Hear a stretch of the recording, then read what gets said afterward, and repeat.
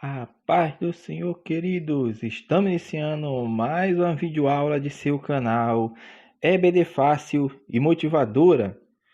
E na aula de hoje nós comentaremos a lição de número 3, Adultos, que tem como título Acabe e o profeta Elias. Amém? Dando prosseguimento às lições bíblicas desse trimestre, a qual estamos estudando a lição que tem como tema o plano de Deus para Israel em meio à infidelidade da nação.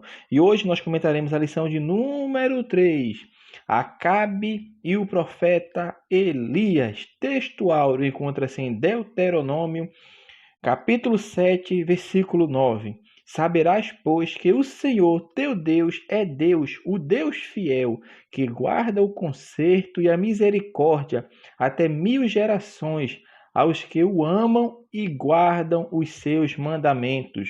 Verdade prática. Deus é Pai de amor, bondade e misericórdia abundantes. Contudo, todo pecado e desobediência ao Senhor trazem consequências inevitáveis à vida humana. A leitura bíblica em classe encontra-se no livro de 1 Reis, capítulo 16, dos versículos 29 ao 30, capítulo 17, dos versículos 1 ao 7, e capítulo 18, dos versículos 17 ao versículo 21. Amém? Então vamos lá, dando prosseguimento às nossas lições bíblicas, Acabe e o profeta Elias. Nesta lição, nós vamos estudar um pouco sobre o profeta Elias e na próxima lição também nós vamos falar também do profeta Elias. Só que nessa lição de número 3, nós vamos dar ênfase a Acabe e a Elias, juntamente com Jezabel, claro. E na próxima lição nós vamos falar sobre Elias e os profetas de Azera e Baal. Então, meu irmão, nesta lição de hoje nós estaremos estudando um pouco sobre Elias, que agora Elias vai entrar em cena justamente com Acabe. E os irmãos perceberam, na lição passada nós estudamos os 2 primeiros reis do reino dividido, vamos falar assim, porque o reino do norte, que ficou chamado de Israel, passou a ser governado por Jeroboão, e Roboão ficou no reino do sul.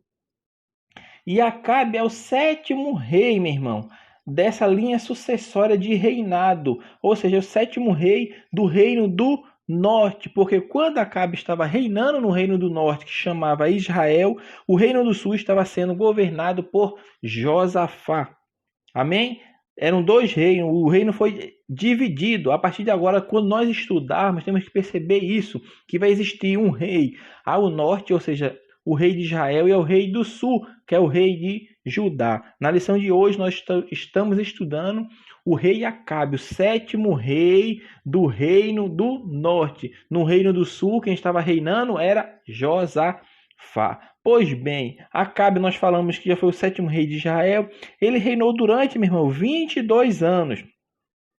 E durante o seu reinado ele teve embates com 2 profetas, com Elias e com Micaías. Ele teve um embate com esses 2 profetas de Deus, homens que foram levantados por Deus para fazer a sua vontade e proclamar o que Deus falava.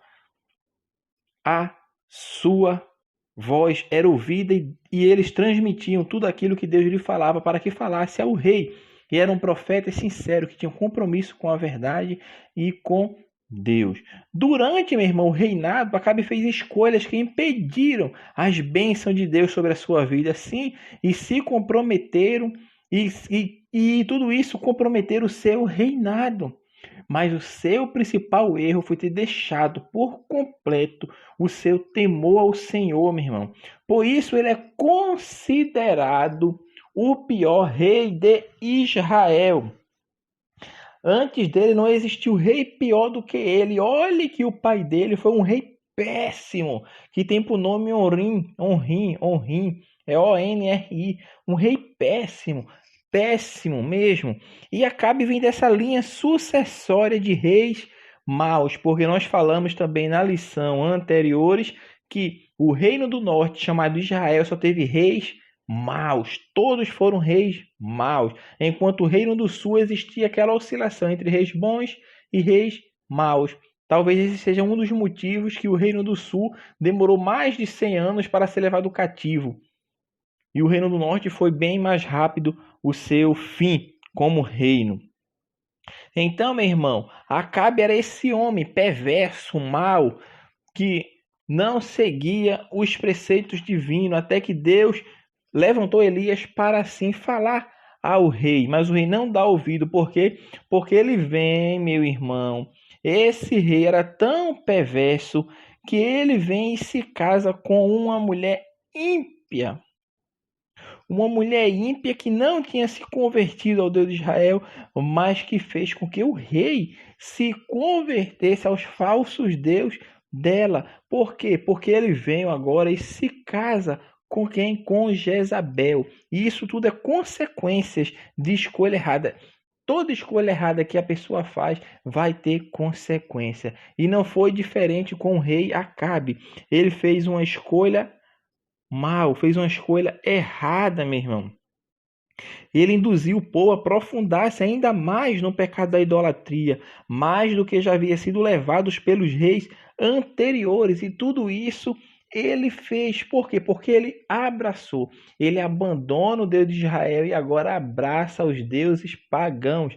E perde força, porque o reino que deveria ser comandado por ele estava sendo comandado por uma ímpia chamada Jezabel, que destituiu todos, todos os profetas, os sacerdotes do Deus Altíssimo para colocar a adoração unicamente ao Deus Baal e Azera. Nunca na história de Israel o Deus de Israel deixou de ser adorado, meu irmão. Certamente sim. Porém, nesse período, a adoração idólatra, a adoração a Baal, a adoração a Azera passou a ser o culto oficial em Israel. Imagine como o pecado não chegou tão fortemente. Na época do rei Acabe, a idolatria se fez presente de uma forma indiscutível, meu irmão. Acabe cometeu o erro, certamente o pior, meu irmão, que foi de se casar com essa mulher. Essa mulher era fenícia de Tiro e Sidom e ela se chamava Jezabel, meu irmão. Essa união que Acabe fez com essa mulher trouxe a ruína moral, trouxe a ruína espiritual, trouxe a ruína social do Reino do Norte, fazendo com que Samaria fosse transformada no centro religioso principal de adoração a esses dois deuses, que era Baal e Azera, meu irmão, porque Jezabel era devota desses dois deuses, que também era adorado pelos povos vizinhos de Israel. E Israel tinha muita facilidade em assimilar, meu irmão, essa adoração de deuses pagãos e trazer para si. E isso mostra que eles estavam traindo Deus Todo-Poderoso, estavam abandonando aquele que os tirou de mão forte do Egito. Então, Acabe vem, se casa com Jezabel, que vai trazer consequências erradas nessa sua escolha. As consequências, dentre elas, são essas: a ruína tanto moral, espiritual quanto social. Por quê? Porque ela era uma mulher perversa, ela era uma rainha pagã. Ela promoveu todos os tipos, meu irmão, de luxúria, excessos de rituais, feitiçarias, paganismo, sincretismo religioso, prostituição, homossexualismo em nome da religião. E tudo isto com a participação do rei Acabe, dos seus profetas e dos sacerdotes e sacerdotisas. Então, meu irmão, na sua perseguição sistemática à religião de Deus, a religião mosaica, que já estava assim debilitada pela idolatria de reis anteriores professada por Israel, Jezabel promoveu uma matança dos profetas do Senhor. Começou a matar, minha irmã, os profetas do Senhor. E muitos não morreram porque um servo, um ministro, uma pessoa que trabalhava com Acabe de nome Obadias, sabe o que ele fez? Ele tomou 100 profetas e de 50 em 50 ele escondia aqueles homens numa cova e sustentou ele. Era com pão e água todo dia, café da manhã, pão e água, almoço, pão e água, janta, pão e água. Isso está lá em 1 Reis, capítulo 18, versículo 4. Então ele preservou a vida de muitos. de muitos. E Elias era o único, meu irmão, que estava, vamos falar na nossa linguagem que nós falamos hoje, que estava dando a cara a tapa, que estava aparecendo. Que muitas pessoas, quando vão pregar, falam disso, né? Elias achava que estava só, mas não está só. Tem outros profetas que não se curvaram, não tem outros. Mas o único que levantou a sua voz, meu irmão, que arriscou a sua vida, que foi lá no Palácio Real para mostrar que o juízo de Deus iria vir sobre a casa de Acabe, foi Elias.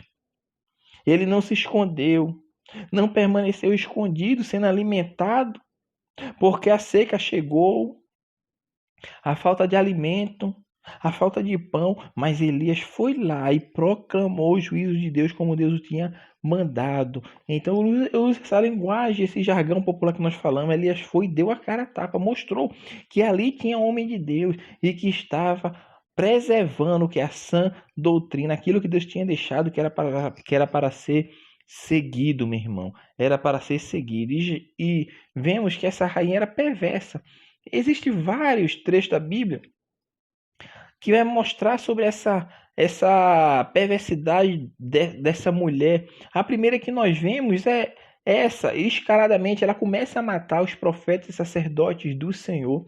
Tem o caso também da vinha de Nabote, que Acabe se acha ali no direito de tomar aquela vinha, e Nabote não dá aquela vinha, porque era herança de seu pai, ele queria preservar a herança de seu pai como a herança da família, e ficou como um garoto mimado no seu quarto, trancado, sem querer comer, sem fazer nada.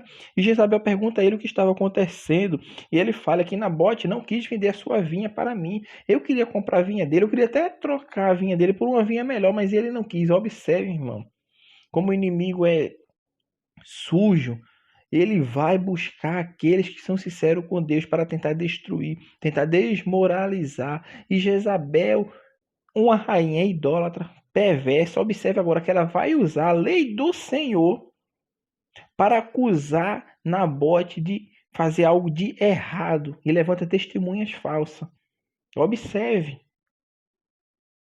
Observe isso. Isso é interessante, por quê?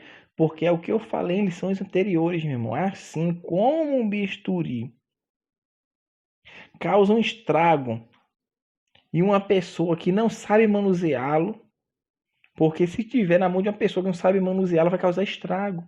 Porque ele não é médico, ele é um péssimo médico. A mesma coisa é as Sagradas Escrituras, meu irmão. Na mão de uma pessoa perversa, ela vai usar aquilo, a palavra de Deus, de forma deturpada, para fazer o quê? Para tentar manter tudo aquilo que ele quer ou ela quer para si. Então ele vai usar o quê? A palavra de Deus. Ele vai usar o quê? As Sagradas Escrituras, meu irmão. Então nós devemos ter cuidado, pois até mesmo negociar vidas e obedecer à Bíblia para fazer o mal em nome de Deus torna-se válido quando a pessoa impõe-se a infâmia na sua vida. Então, quando a infâmia impõe-se na vida de alguém ou de algum líder, meu irmão, até mesmo ele negocia vidas e obedece à Bíblia para fazer o mal em nome de Deus. Para tornar isso válido, ele usa a palavra. E foi isso que Jezabel usou. Levantou falsas testemunhas e acusou ele dentro da lei de Moisés. E aquele homem, por falso testemunho que deram dele, ele foi morto. Mas tenha certeza de uma coisa, ele perdeu a vinha. Ele perdeu a vida. Mas a salvação ele não perdeu, porque foi um homem temente a Deus que andou conforme os preceitos divinos e queria se manter fiel, não só a Deus, mas aos preceitos da sua família, que era o que? Guardar a herança que ele tinha. Ele segurou e não vendeu, porque a herança era dele. Ele não fez igual a Saul, que vendeu a sua herança, a sua bênção. Mas ele morreu, mas a herança foi com ele. Não a física, não a palpável, mas a abstrata, a espiritual, a que ninguém toma, aquele tesouro que Jesus falou, que nós devemos ajuntar é lá no céu e não na terra, porque lá no céu a traça não corrói, o ferrugem não corrói e nem os ladrão roubam, porque Acabe roubou com a sua mulher, porque ela era uma rainha perversa. Além de matar os profetas do Senhor, ela mata um homem íntegro, sincero, que andava em sinceridade para fazer o mimo do seu marido mimado, que era o rei Acabe. E tudo isso mostra a força que aquela mulher tinha no reino de Israel. A força que ela tinha. Por quê? Porque ela escreve cartas e aqueles homens proclamam como se fosse o próprio rei Acabe. Ou seja, Acabe era apenas um fantoche na mão de Jezabel. Porque quem estava reinando era Jezabel. O nome vai estar lá quando você vai ver o 7º rei de Israel, Acabe. Mas por trás estava Jezabel, porque na verdade quem estava reinando não era o rei Acabe, mas sim Jezabel. Acabe estava apenas no nome.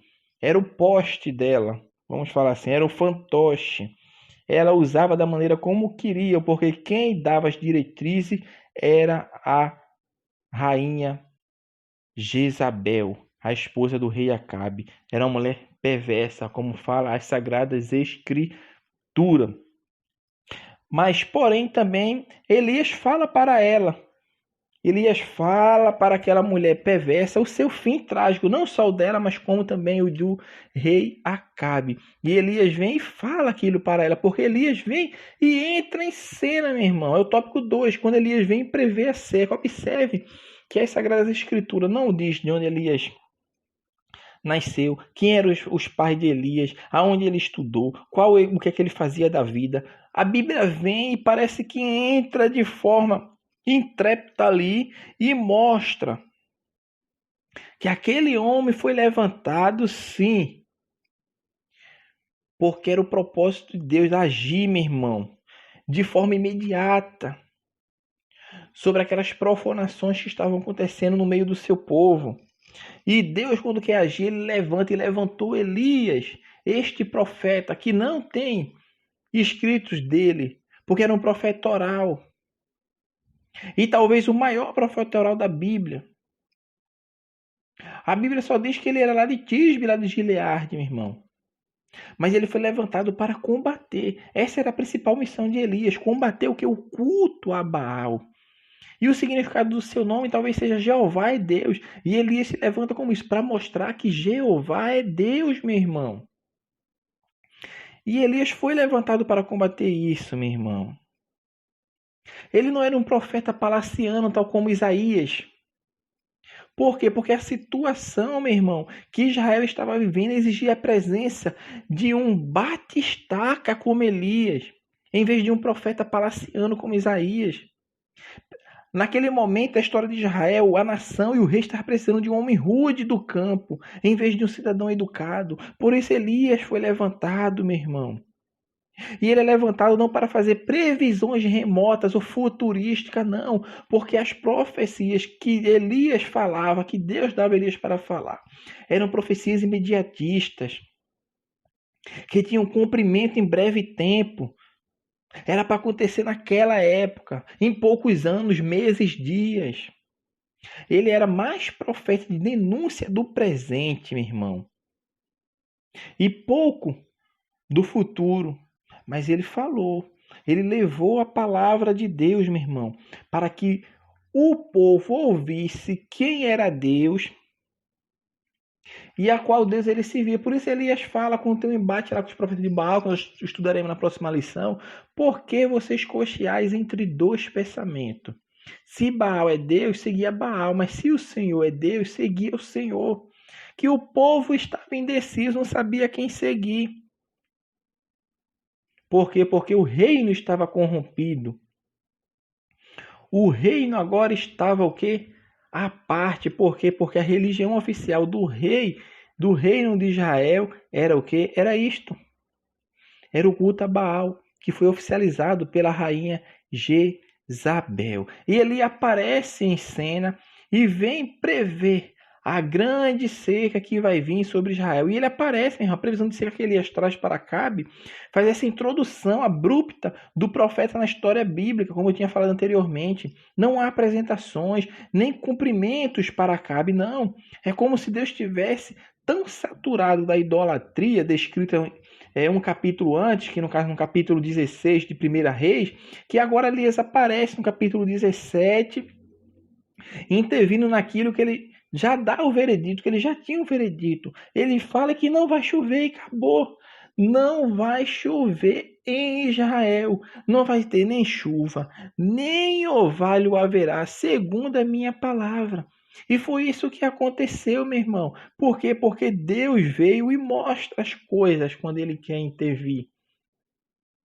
É um Deus que está no controle de tudo e quando ele intervém na história, ele vai e faz coisas extraordinárias. E Deus chega. Se Baal é conhecido como o profeta da chuva e Azera é conhecida como a deusa da fertilidade, a deusa da abundância, então não vai haver chuva sobre Israel. Ah, mas não vai haver nem chuva, nem orvalho também, porque o orvalho serve para alimentar as plantinhas, mas nem isso vai ter, vai ser seca extrema por esses anos em Israel. E Elias diz aquilo, aquele rei, e sai, porque ele foi agora se esconder. Porque ele foi se esconder, porque a obediência à voz divina, meu irmão, traz consequência. E muitas das vezes o profeta de Deus, que é levantado por Deus, que vem a falar a verdade, muitas das vezes ele é perseguido.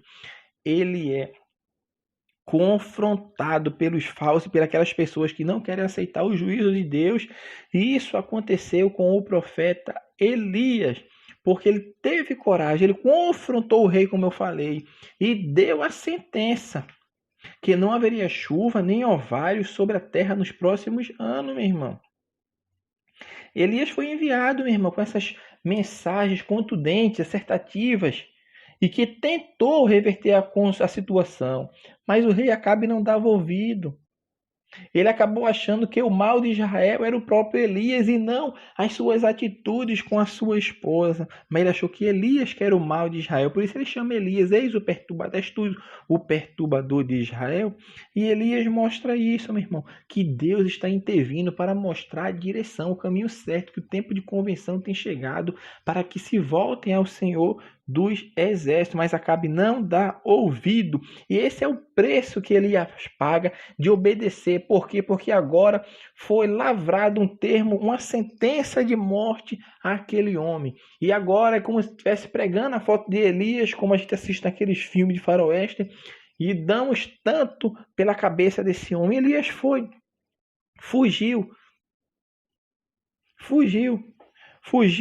e foi se abrigar junto ao rio Querite, naquele lugar onde Deus o alimentou. Até nisso Deus faz maravilha, porque Deus o alimentou ali. Os corvos traziam pão e carne para Elias de manhã e à tardezinha, e da água do ribeiro ele bebia ali, à beira do rio Querite, e bebia, e não passou fome nem sede. Mas o tempo passou e o que vai acontecer? O rio vem a secar.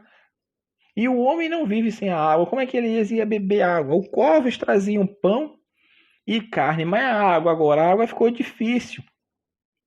Então, meu irmão, existem duas consequências graves quando se obedece à voz do Senhor. Primeiro, Elias teve que fugir de Acabe e Jezabel, porque eles ameaçaram Elias de morte.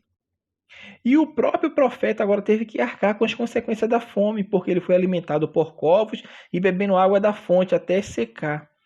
E mais tarde também ele passou a depender de uma viúva. Olha só como Deus faz a coisa. O riacho seca, as coisas secam, porque Deus está sempre cuidando, meu irmão, dos seus filhos. Ele vai lá, traz a mensagem de Deus, porque há pessoas que acham que são profetas de Deus e vão sair profetizando e fazendo acontecer, e nada de mal vai acontecer na sua vida. E Elias vem para mostrar o contrário disso.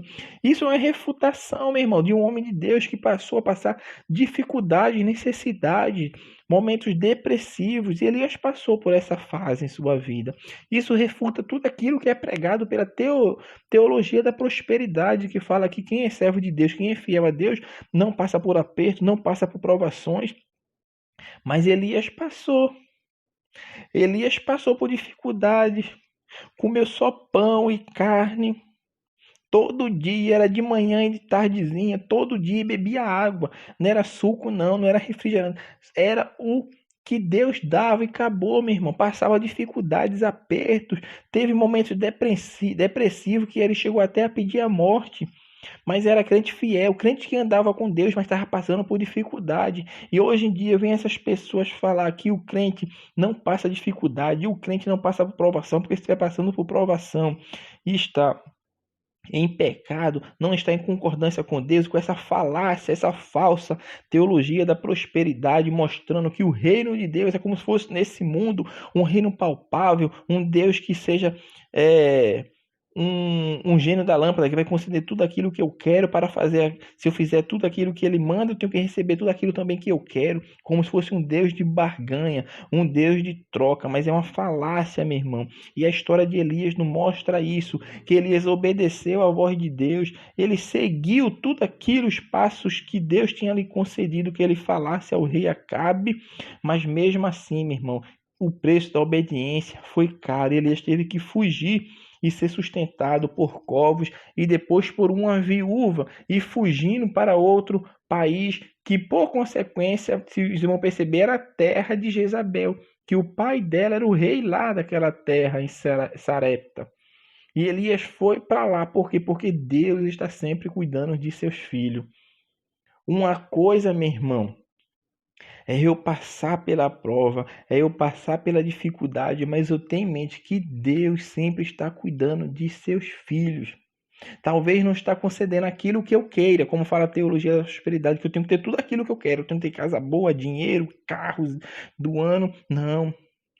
O cuidado de Deus com seus filhos é aquilo que lhe é necessário.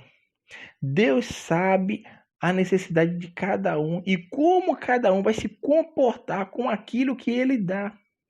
E quando Deus dá, meu irmão, é para nós levantarmos as mãos e agradecer. E foi assim na vida de Elias.